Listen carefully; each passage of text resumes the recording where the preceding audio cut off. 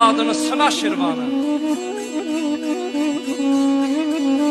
Tarixi enişli dikli, döngəli, sovuşub başının qalı, əngəli, müxtəsər övladı Nadir Mərzəngəli, kəsilsin qurbanı, ana Şirvanı, süfrəsi dad versin, sana Şirvanı, süfrəsi dad versin, sana Şirvanı. Sağ ol mənim şair dostum.